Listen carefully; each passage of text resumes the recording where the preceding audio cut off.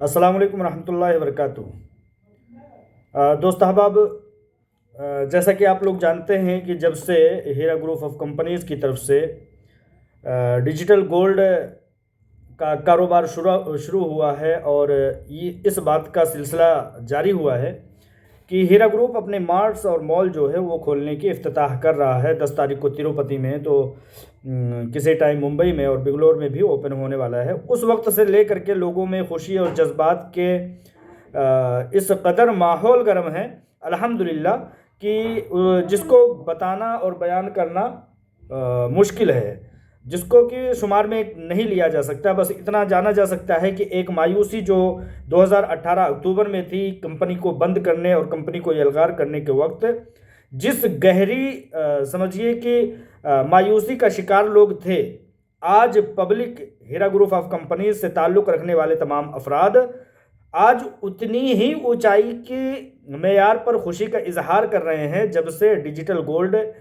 का एक कारोबार शुरू हुआ है, जिसका पैमाना कुछ इस तरह से लगाया जाता है कि हिंदू हो, मुसलमान हो, सिख हो, ईसाई हो, क्रिश्चियन हो, बौद्ध हो, जैन हो, मुल्क हिंदुस्तान हो, पाकिस्तान हो, बांग्लादेश हो, सऊदी अरब हो, ये समझिए कि कुवैत हो, कतर हो, बहरैन, मस्कत, कोई भी देश हो, देश और दुनिया के कोने कोने से हीरा ग्रुप ऑफ कंपनीज के से वो डिजिटल के तौर पर गोल्ड को ख़रीद सकता है और ऑर्डर करके अपने इस्तेमाल के और अपने उसात के बकदर मांग सकता है, तलब कर सकता है। जब से ये आलमी पैमाने का business Heera group of companies का शुरू हुआ है, उस वक्त से कहीं ना कहीं ये चीज़ बताया जाता है कि जो भी साजिश आती है कहीं ना कहीं बुलंदियों को छूने और एक बड़े मेयार पर आपको खड़ा करने के लिए अल्लाह तबारक व ताला आपको नामजद करता है।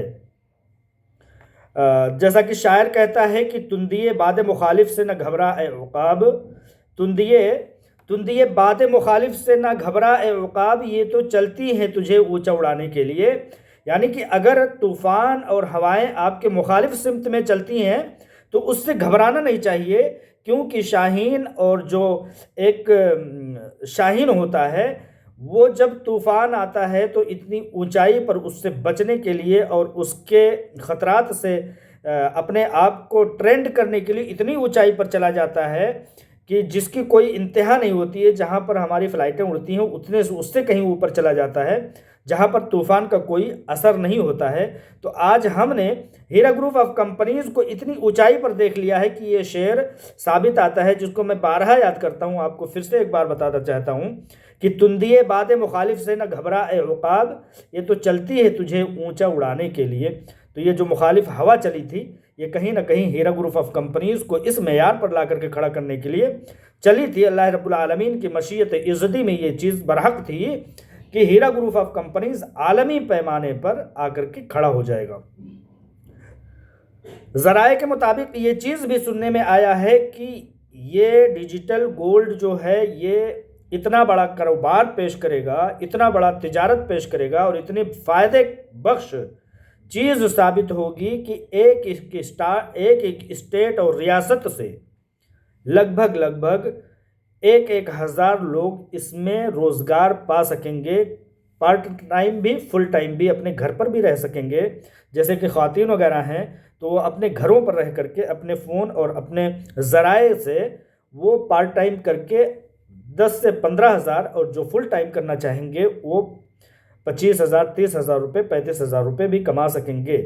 तो ये कितनी बड़ी बात है कि आज हुकूमत हिंदुस्तान की हुकूमत जो है वो अपनी नौकरियों में कटौती और छटौनी कर रही है, लेकिन हीरा ग्रुप ऑफ कंपनीज अल्हम्दुलिल्लाह अपनी साजिश से निकल करके इतना बड़ा रोज़गार पैदा करने का ज़रिया बन रहा है। 35, 36, 37 स्टेट में अगर एक हज़ार लोग भी रोज़गार पर लग जाते हैं तो आप ये पता करिए कि माशाअल्लाह लगभग 35-40 हज़ार लोग कारोबार में समझिए कि आ जाएंगे, वो रोज़गार उनको मिल जाएगा अल्हम्दुलिल्लाह रब्बिल आलमीन। आज मेरा वीडियो बनाने का जो मेन मुद्दा है वो ये है कि अच्छा, इसी ताल्लुक़ से एक पॉइंट छूट रही थी। हीरा गोल्ड डिजिटल का जो है वो ऐप लॉन्च हो चुका है। आप इंटरनेट पर जा कर के उसको लोड कर सकते हैं, प्ले ग्रुप में जा कर के उसको लोड कर सकते हैं और उसमें अपनी मतलब की चीज़ें यानी कि ऑर्डर करने का या तमाम मामलात का उसमें कर सकते हैं। वेबसाइट भी है डिजिटल गोल्ड के नाम से, उसमें जा कर के अपने ऑर्डर को बुक कर सकते हैं। अल्हम्दुलिल्लाह रब्बिल आलमीन, हम सब लोगों ने देखा है, बड़ी खुशी की बात है। इस तरह की वेबसाइट बताते हैं कि पहली बात तो ये अकेली है, लेकिन इससे छोटी छोटी हीरा ग्रुप ऑफ कंपनीज़ की जो ये डिजिटल कॉइन और डिजिटल गोल्ड सिस्टम जो शुरू हुआ है ऑनलाइन का, इस तरह की 2-3 हैं, लेकिन बहुत छोटी छोटी हैं। लेकिन इतने बड़े पैमाने पर अगर हिंदुस्तान में शुरू हुआ है, वो पहला और अव्वल है। चंद एक बातों को मैं आप लोगों को रूबरू कराना चाहता हूं। कुछ नाम नहाद जो है लोग हीरा ग्रुप ऑफ कंपनीज़ के इन्वेस्टरों का खैर ख्वाह होने का दावा कर रहे हैं। उसमें से एक नाम जो है वो नाम मुकम्मल क्या है, लेकिन मैं जो जानता हूँ वो शीमा रूबी के नाम से जानता हूँ। वो ख़ुद को हीरा ग्रुप ऑफ कंपनीज़ की खैर ख्वाह बता करके लोगों को गुमराह करने का काम कर रही है। मैं आप लोगों को बता देना चाहता हूं कि ये वो लेडी है, मैं दरअसल उनका इज़्ज़त से नाम लूँगा, लेकिन उनका किरदार जो है वो कहीं ना कहीं ठीक नहीं है। मैं हर एक औरत की इज़्ज़त करता हूं, उनको भी बाइज़्ज़त तरीके से ये बताना चाहता हूं उनकी हकीकत क्या है। दरअसल ये वो खातून हैं सीमा रूबी करके जो हैं हैदराबाद की, जो आकर के डेली 2-2 घंटे 3-3 घंटे लाइव पर बैठती हैं और अपनी मकरूह बातों से लोगों के जहनों को मसमूम करने की कोशिश करती हैं। उनकी हकीकत कुछ इस तरह के है। हीरा ग्रुप ऑफ कंपनीज़ में ये शुरू में वर्कर हुआ करती थी और आलमा डॉक्टर नोहरा शेख साहिबा की ये असिस्टेंट के तौर पर देखी जाती थी, करीब करीब देखी जाती थी।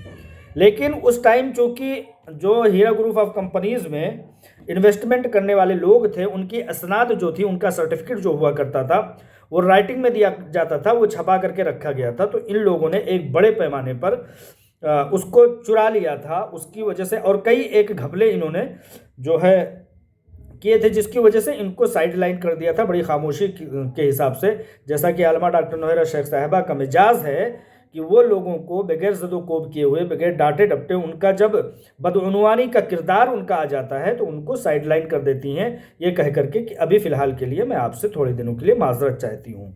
लिहाजा उनसे भी माजरत कर लिया गया। आप लोगों ने सुना होगा आफिया प्लाजा का घपला जो मामला है, जो MIM के शहबाज अहमद खान ने किया था, उस मामले में भी मुलव्विस हैं शीमा रूबी, जिनके भाई और क्या कहते हैं, जिनके भाई का नाम शाकिर और जाकिर है। दरअसल इनके भाई का नाम लेने का मेरा मकसद ये है कि पिछले दिनों जब इनके पोल खोलने के हमने शुरुआत की थी तो कुछ इनके भाई शाकिर को मेरी बातें नागवार गुजरी थी, तो उन्होंने बड़े मुअद्दबाना अंदाज में मुझे फ़ोन करके कहा था कि अगर वो लेडी, उनकी बहन यानी, अगर उनकी इज़्ज़त नहीं करती हैं तो आप एक मुस्लिम भाई होने के नाते से तो कम से कम हमारी इज़्ज़त रख लीजिए और उनको कुछ ना कहिए। लिहाजा मैं उनकी बातों को मान करके इनके ख़िलाफ़ कभी नहीं मैंने बोला, इनकी सारी बातें मेरे सामने थीं। लेकिन ये लोग अपने हौसले में देख रहा हूँ कि अपनी ब्लैकमेलिंग में पीछे हटती हुई दिखाई नहीं दे रही हैं। दरअसल ये अपना रहनुमा अगर किसी सूदखोर को बनाती हैं तो ये किस तरह की होंगी, जिन पर कि अल्लाह रब्बुल आलमीन ने, जिन सूदखोरों पर अल्लाह रब्बुल आलमीन ने लानत की है, अल्लाह रब्बुल आलमीन और उसके रसूल सल्लल्लाहु अलैहि वसल्लम ने लानत की है हर उस शख्स पे जो सूद खाने वाले की हिमायत करता है। यहाँ तक कि अगर कोई एग्रीमेंट लिखता है सूद के मामलात पर तो वो भी लानतुल्लाह है। तो लिहाजा इन्होंने साफ साफ कहा है, सीमा रूबी जो है, सीमा जो है वो, उन्होंने साफ साफ कहा है कि असदुद्दीन ओवैसी उनके लीडर हैं। तो अगर एक लैंड ग्राइबर किसी का रहनुमा हो सकता है, रहबर हो सकता है, तो उसका फॉलोवर जो है वो भी एक लैंड ग्राइबर और सूदखोर और बदकिरदार ही होगा। लिहाजा मैं ये कहना चाहता हूँ कि इनकी बदकिरदारों को मद्देनज़र रखते हुए सीमा की आप लोग इनकी बातों को नज़रअंदाज कीजिए, क्योंकि इनका रवैया कुछ होता है आज का तो अगले दिन ही कुछ होता है।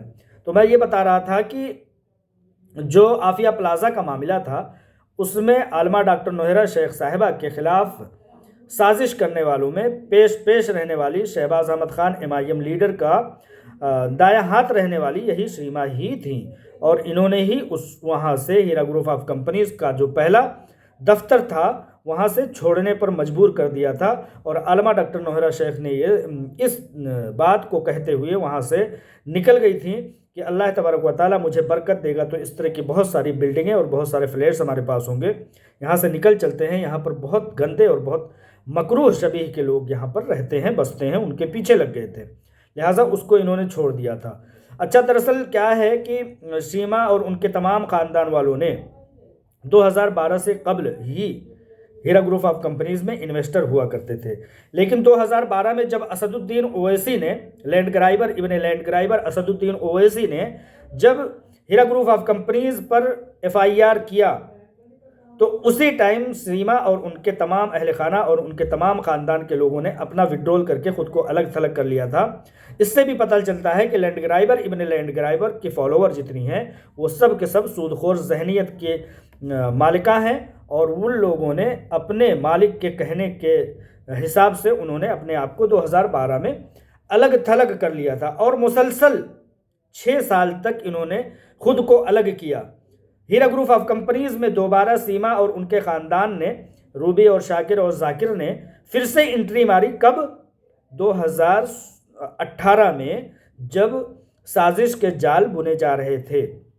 आप लोगों को पता होगा कि हीरा ग्रुप ऑफ कंपनीज़ के ख़िलाफ़ लोगों को मुस्तैद करने के लिए असदुद्दीन ओवैसी ने जो जाल बुना था, उसमें जहां डिपार्टमेंट को मुस्तैद किया था और जहां डिपार्टमेंट को सतर्क किया था, वहीं बहुत सारे अपने करीबी फॉलोअर्स को उसमें हीरा ग्रुप ऑफ कंपनीज़ में इन्होंने इन्वेस्टर बनाया था, जिसमें से एक सीमा भी थी, जिन्होंने मार्च 2018 में हीरा ग्रुप ऑफ कंपनीज़ में 2012 में विड्रॉल किया खुद और ख़ुद अपने ख़ानदान वालों के। फिर जब साजिश के जाल बुने जा रहे थे, उस वक्त सीमा जी ने 2018 मार्च में फिर से इन्वेस्टमेंट किया। कितना? 4 लाख रुपए। उन्होंने शुरुआत में FIR नहीं किया, जैसा कि MIM के लोगों ने कहा था कि आलमा डॉक्टर नौहरा शेख साहिबा एक जगह से बेल कराएंगी, ज़मानत कराएंगी, दूसरी जगह से FIR करा दिया जाएगा, एक जगह से बेल कराएंगी, दूसरी जगह से FIR करा दिया जाएगा। तो इनको भी होल्ड पर रखा गया और इनसे 15/5/2019 16:30 पर इनसे FIR कराया गया, यानी कि सीमा, जाकिर, रूबी, शाकिर और उनके ख़ानदान वालों से, उनके अहल खाना से। तो ये सारी हकीकतें आपको पता लग गई कि हीरा ग्रुप ऑफ कंपनीज़ में 2012 में इन्होंने FIR किया। 2012 जब असदुद्दीन ओवैसी FIR कर रहे थे, तब इन्होंने अपना विड्रॉल करा लिया और सारे के सारे ख़ानदान वाले निकल गए, क्योंकि इनके आका, इनके रहबर, इनके रहनुमा, इनके लैंड ग्राइबर, इनके ब्लैकमेलर असदुद्दीन ओवैसी साहब ने कहा था कि आप अलग हो जाइए, अब हीरा ग्रुप ऑफ कंपनीज़ के दिन लंघने वाले हैं, ऐसा उन्होंने कहा था। तो इसलिए सीमा और रूबी और शाकिर और जाकिर ने अपने विड्रॉल करा लिए थे, लेकिन फिर 2018 में आकर के मार्च में इन्होंने विड्रॉल किया, और जैसा कि मैंने बताया कि 15 मई 2019 को इन्होंने हीरा ग्रुप पर फिर से FIR किया। कितने के लिए? कितने का इन्वेस्टमेंट था? सिर्फ 4 लाख रुपए के लिए। कितने के लिए? 4 लाख रुपए के लिए। ठीक है, तो इस तरह से 6 साल बाद इनको वही नाजिल होती है कि अब असदुद्दीन ओवैसी की जानिब से कि अब आप जाल बुना जा चुका है, अपने इन्वेस्टमेंट करने शुरू कर दीजिए। तो इन्होंने इन्वेस्टमेंट कर दिया। ठीक है, इस दरमियान में इन्होंने क्या किया, कहाँ थी कुछ पता नहीं। बस एक चीज़ का अंदाज़ा लगता है कि एक चश्मे के शॉप पर जाया करती थी, जहाँ का एक शख्स था, उससे इन्होंने बहुत जल्द आनन फानन शादी कर ली थी। ठीक है, वो चीज़ें तो उनकी पर्सनल है, लेकिन बस बात के तौर पर इनको मैंने कह दिया। अच्छा, ये चीज़ है। अच्छा, इनके नाम जो हैं, आपके कितने नाम हैं, मेरे कितने नाम हैं? सिर्फ एक। दुनिया में हर शख्स के एक नाम होते हैं, इनके 3 नाम हैं, रजिस्टर्ड 3 नाम हैं। वो अदालती एक कॉपी से पता लगा है। नंबर 1 नाम सैयदा शीमा ओबे एलाइज, नंबर 1। नंबर 2 सीमा परवीन, तीसरा नाम है शीमा। 3 नाम है इनके कैरेक्टर का इस बात से भी अंदाज़ा लगाया जा सकता है। एक बहुत बड़ी पॉइंट बताना चाहता हूं कि इन्होंने पैरामाउंट एक एरिया हैदराबाद में, लैंड ग्राइबर का तो फॉलोअर जो होता है, शागिर्द जो होता है, वो लैंड ग्राइबर ही होता है। तो पैरामाउंट एरिया में, जो कि टोली चौकी एरिया में आता है, वहाँ पर एक शख्स है जो चित्तौड़ के हैं, जिनका नाम है शेख बाबा जान। उनके घर पर इन्होंने कब्ज़ा कर लिया है, जिसके लिए इनके ऊपर FIR दर्ज है 211 2118/2021 2118/2021 सिविल कोर्ट में ये मुकदमा चल रहा है। बाबा जान की प्रॉपर्टी पर इन्होंने कब्जा किया हुआ है और उनको डराने धमकाने, उनको ज़िंदगी से मारने, उनको जान से मारने की धमकी दी जा रही है और सिविल कोर्ट में ये केस चल रहा है, जो कि 3 नामों से रजिस्टर्ड है। जो नाम मैंने बताया कि एलाइस और शीमा परवीन वगैरह वगैरह वगैरह, ठीक है। तो इस तरह से ये किस कैरेक्टर की मालिका हैं, ये अपने असदुद्दीन ओवैसी को कितना फॉलो करती हैं, उनके नक्शे कदम पर कितना चलती हैं, इस बात से अंदाज़ा लगाया जा सकता है कि 42,000 वक्फ प्रॉपर्टीज़ में से आधे से ज़्यादा पर काबिज हो चुके असदुद्दीन ओवैसी, श्री असदुद्दीन ओवैसी की फॉलोअर शीमा जी ने बाबा जान, जो कि चित्तौड़ के रहने वाले हैं, उनके अपने प्रॉपर्टी पर कब्जा कर लिया है और उन्हें आए दिन जान से मारने और उस प्रॉपर्टी से अपना कब्जा हटा लेने का धमकी आमेज लेटर, धमकी आमेज SMS, धमकी आमेज व्हाट्सएप और लोगों को, गुंडों को भेजना। उसके बाबा जान बेचारे बुजुर्ग लोग हैं और नेक लोग हैं, उनकी प्रॉपर्टी पर इन्होंने कब्जा करके मुकदमात के तहत उलझा रखा है और वो सिविल कोर्ट में मुकदमा चल रहा है। तमाम चीज़ें ये उनकी हकीकत है। ये लोग कह रहे हैं कि मैं हीरा ग्रुप ऑफ कंपनीज से लोगों के पैसे निकलवाऊंगी। मेढकी को जुकाम हुआ है, बताइए। बड़े बड़े हमारे गांव में कहते हैं कि बड़े बड़े बहे जाएं, गदहा कहे कितना पानी। इनके अब्बा श्री असदुद्दीन ओवैसी साहब चूँकि कोई एक छोटे से गधे, नाटे गधे साबित हुए और ये लेके आई हैं जिराफ और ऊंट और हाथी लेके आई हैं और हीरा ग्रुप ऑफ कंपनीज को आंख दिखाने का काम कर रही हैं और कह रही मैं इंसाफ कराऊंगी। अरे ज़रा इंसाफ बाबा जान के हिसाब से कर दीजिए। बाबा जान के मुताबिक उनकी अपनी प्रॉपर्टी पर शीमा जी ने कब्ज़ा करके मुकदमे में उलझाया हुआ है, जबकि गरीब लोग हैं, बेचारे लोग हैं, ख़ानदानी लोग हैं और उनका किसी भी इस तरह के मामला से कोई लेना देना नहीं है, लेकिन उनको बाबा जान जी को पैरामाउंट एरिया में उलझाया गया है। इसी तरह से एक property Heera group of companies की टोली चौकी में है, जिसके कोने पर मैंने अपनी आंखों से खुद देखा है। उसके कोने पर एक शख्स ने खाने का होटल खोल रखा है और वो कब्ज़ा हटा नहीं रहा है। कहीं ना कहीं असदुद्दीन ओवैसी ही का कराया गया कब्ज़ा होगा। उसमें भी बताया जाता है कि सीमा जी का हाथ पूरा है, अंदरूनी तौर पर गठजोड़ है, जैसा कि आफिया प्लाजा में गठजोड़ हुआ करता था सीमा जी का श्री शहबाज अहमद खान, उनके पुत्र ऑफ मसूद अहमद खान, MIM के लैंड ग्राइबर, इब्ने लैंड ग्राइबर के, वो भी शागिर्द ख़ास हैं। उसी तरह से एक लेडी सीमा जी श्री असदुद्दीन ओवैसी के लैंड ग्राइबिंग में दाहिने बाएं हाथ हैं। तो ये लोग इस तरह की बदकिरदारी का सबूत देने वाले लोग कहते हैं कि हम हीरा ग्रुप ऑफ कंपनीज़ के लोगों को उनका हक दिलाएंगे। पहले बाबा जान को हक दिला दो, उनकी प्रॉपर्टी को छोड़ दो और आखिरत की तैयारी करो। बातें तो बड़ी बड़ी करती हो, कुरान हाथ में लेकर के करती हो, लेकिन जिस दिन कोरोना का हमला होगा उस दिन कलमे शहादत भी पढ़ने को नहीं पाओगी। इसलिए वो कब्र जो है, दुनिया का कोई भी शख्स हो 2 ही गज़ का होता है। लिहाजा सीमा जी, आप इन बातों को ख्याल रखिए, मद्देनज़र रखिए। ज़मीन लेकर के अपनी कब्र में नहीं जा पाओगी, किसी भी चालबाजी को लेकर के अपनी कब्रों में नहीं जा पाओगी। तो इससे ज़्यादा कि आप चाहत ख्वाहिश क्यों करती हैं कि आप उन चीज़ों को अपनी कब्रों में जब ले नहीं जा सकती, तो जब कफन में जेब नहीं होता, तो इन चीज़ों का ऐसे काम क्यों करती हो? मत करो, बराह करम मत करो। आखिरत को याद करो, अल्लाह तबारक व तआला के इंसाफ को याद करो।